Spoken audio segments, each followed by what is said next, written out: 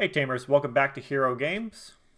Upon request, and because I just wanted to, we took an updated look at our previous BT5 RiseGreymon Omni deck. We made some changes, played around with a few different cards that you could possibly run in the red-gray set. The deck definitely has a lot of different tools available to you, so you can really customize the deck in a lot of different ways. So I changed out some of the cards and see how I felt about running a few different ones, both that I've seen other people run and some that have been recommended to me. The results were pretty interesting. I like a lot of the different cards I tried, but let's get into it. Let's see what else we got.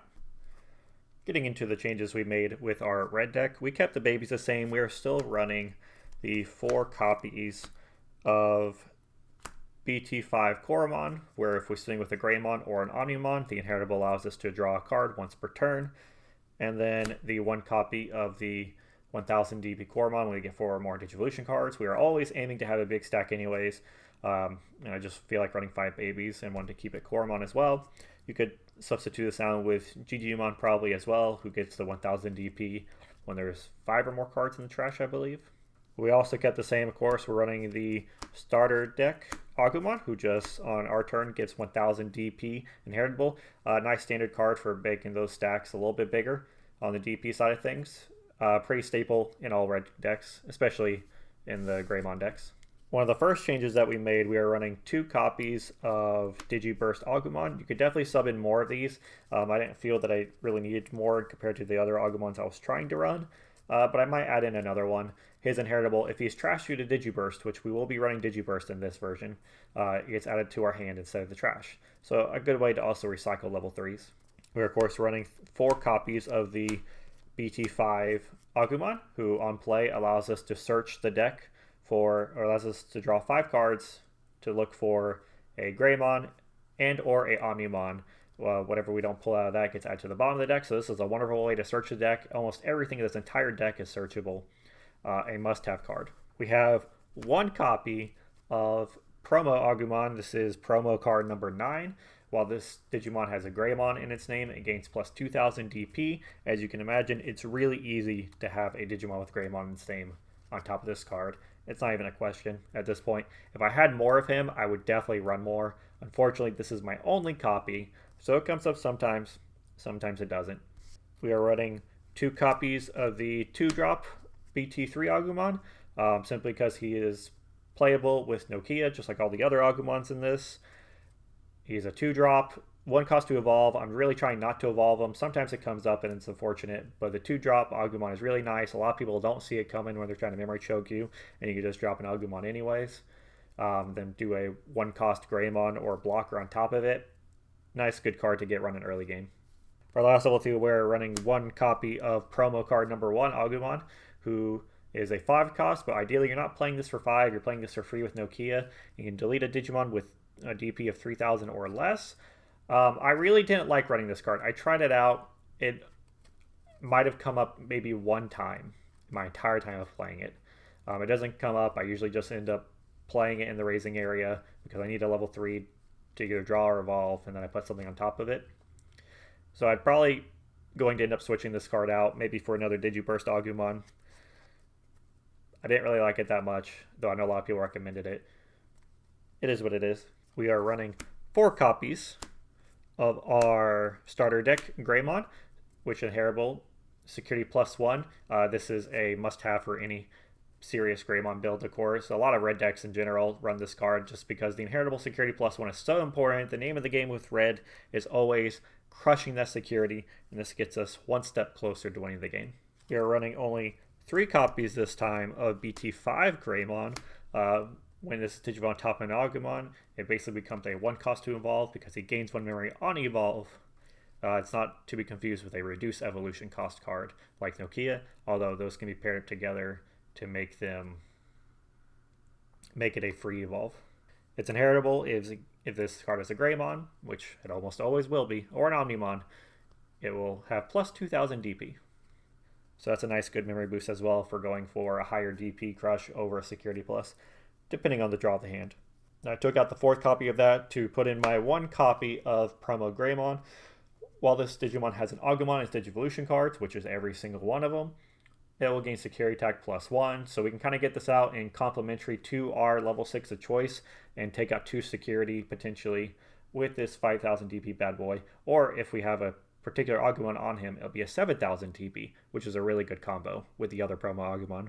We are running 3 copies of Monchromon. I dropped this to make space. Well, I dropped 1 to make space for future higher level cards here. I tried running this too without any blockers, and it just kept coming up where I'd be in situations where if I had a blocker, I potentially could have stalled that one more turn for win or some other scenarios. I really didn't like not having the blocker, so I'm opting to still keep the Monchromon, though I did drop them to 3. The 1 cost evolve is also really good for searching if you just need to get up to a stack higher, or if you need to evolve for search. Having the 1 cost option from the raising area it does come in handy. Our level 5s are running 2 copies of the secret rare BT1 MetalGreymon. This card is just a beast. You can check for 4 securities potentially if you have the Greymon inheritable stacked under him. He by himself has security attack +2, so he will check for 3 security and a trade off of 5 memory. Very expensive card to play right off the bat. You don't want to be attacking with it, but if you do have to attack with it, or if you do get it out early and feel like being cheeky, you can just crush security out of nowhere, depending on what you check into security. And then his inheritable is plus 3000 DP, so we can start getting those level 6s to be really big. I traded out the other MetalGreymon in favor of running 2 copies of RiseGreymon for our other level 5. He has the ability of Digiburst, which will allow us to trash the 2 Digivolution sources under him to play a red tamer for free.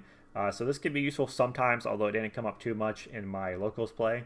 But rather, I liked his inheritable that if we have a tamer in play, one of our opponent's Digimon gets minus 2000 DP for the turn. And we'll talk about why that's kind of cool here in a minute. Our last level 5s are running 3 copies of MetalGreymon Alterous mode. This is a 3 cost by himself, 1 cost if on top of level 5. If he happens to Digivolve onto the MetalGreymon, we can delete a Digimon with 4000 DP or less, which is kind of cool.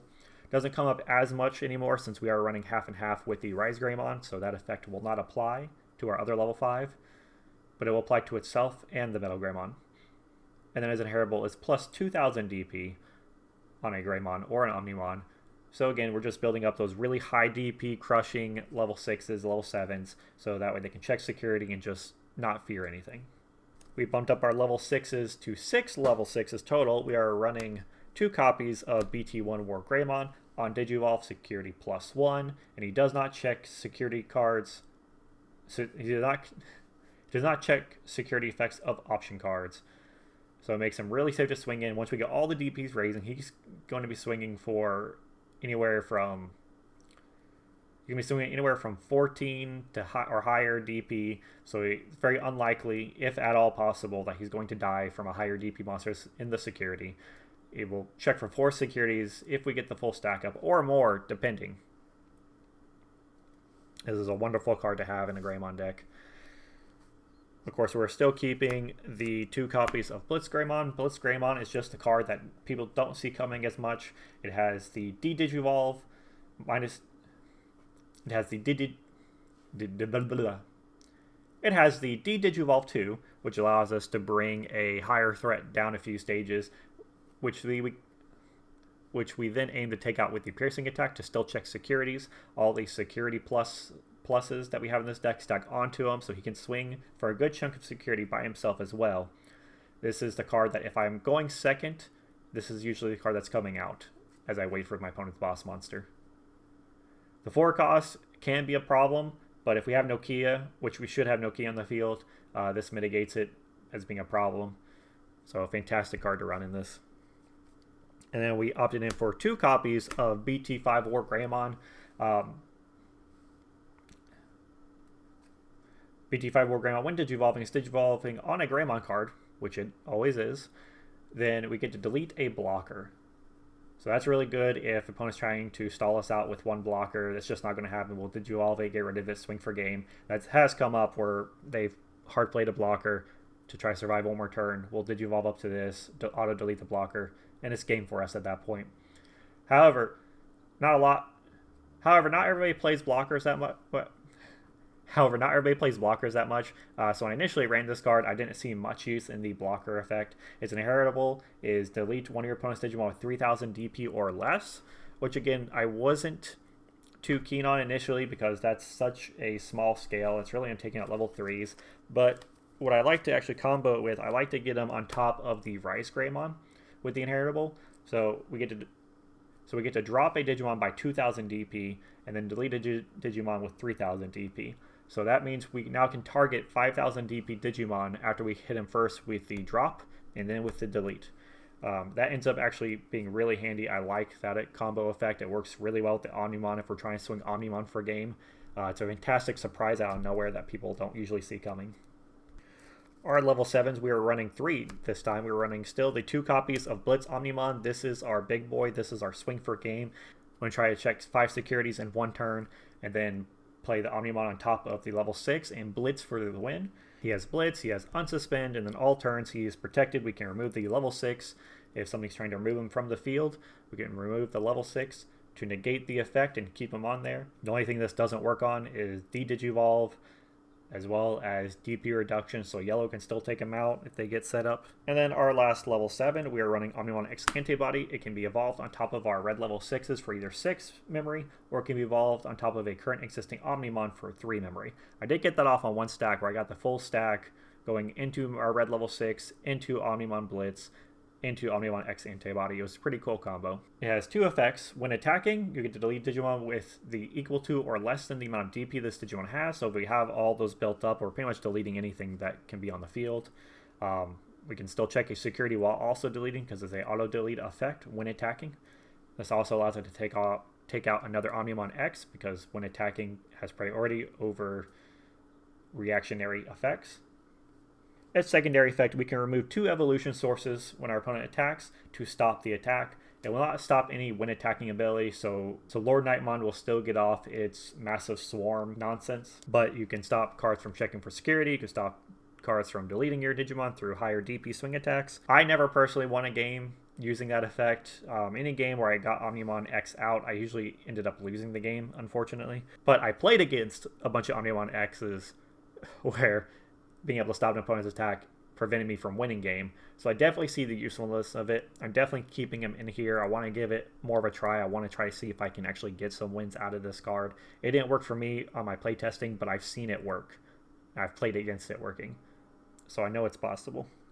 For Tamers, we're still running 3 copies of Nokia. Nokia is a must-have in this type of deck here. She gets to play an Agumon for free, which as we know, we can play the Searcher Agumon is ideal, which allows us to search for any Greymon or Omnimon in this deck. She can also reduce evolution costs, so our 2 cost level 4s become a 1 cost, our 3 cost level 5s become a 2 cost, or more if we have 3 that's stackable, so we can even play a free level 6 if we have all 3 of these on the field for some reason. And for our other Tamer, we switched out the Marcus for 2 copies of Tai Kamiya. I switched this out because they both have the 2 or less memory, set it to 3. They're both memory correcting Tamers. However, this Tai versus Demarcus, when swinging with the Greymon, gains 1 memory, while Tai, if you have a full stack on a red Digimon, which our WarGreymons will be, you'll get security +1. I felt this might be more valuable as I'm trying to end game with WarGreymon rather than gain a memory to play something else.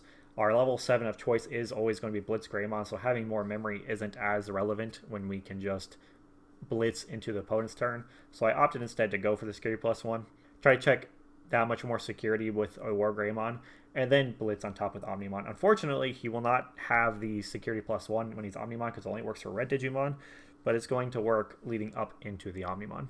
Also, fun fact, MetalGreymon Alterous mode, if put on top of a MetalGreymon, will still meet that effect, so we can actually get the security plus starting off of a level 5 for 1 evolve, or free with a Nokia, instead of having to go to a level 6. It came up once. It was kind of cool. Can't complain about it. For our option cards, we are still running 3 copies of Transcendent Sword. This is simply a cheaper version of Gaia Force. Delete a Digimon with 11,000 DP, or if we have a Greymon on the field or an Omnimon, which, whenever you're not going to, then it's a Digimon of 15,000 DP or more. So this is a fantastic card to play. I still like it a lot more than Gaia Force because it's 1 cost less. Sometimes that 1 memory makes all the difference if you have to hard play it. I've had 2 games where my opponent has set me to 7 memory, So I was able to play this and still have a turn to play. Unfortunately, I finally did encounter one situation where I couldn't delete a Digimon. I was up against Omnimon X. I was just waiting to swing for game. Unfortunately, Omnimon X was up to 16,000 DP due to some blue inheritables, so I was not actually able to delete it. It was just outside the range, so in that specific circumstance, the Gaia Force definitely would have been better. It is what it is. But one time versus a bunch of usefulness, I'm still keeping the Transcendent Sword over the Gaia Force. And then we are running the one copy of Mega Digimon Fusion. So we do have those situations sometimes where we want to evolve to Omnimon, but we don't want it to go into the opponent's turn. Happens once in a while. This is a great card to get it if we need to just swing for game without having to go to their turn for various different reasons. Having the ability to just do it for 0 and clutch game that game makes a difference. I'm still going to keep it at the 1 because I don't want to see it all the time. Most of the time I don't want to see it, but when it does come in, it comes in clutch, and I like to have it as the option. And that's my updated red-gray Omni deck.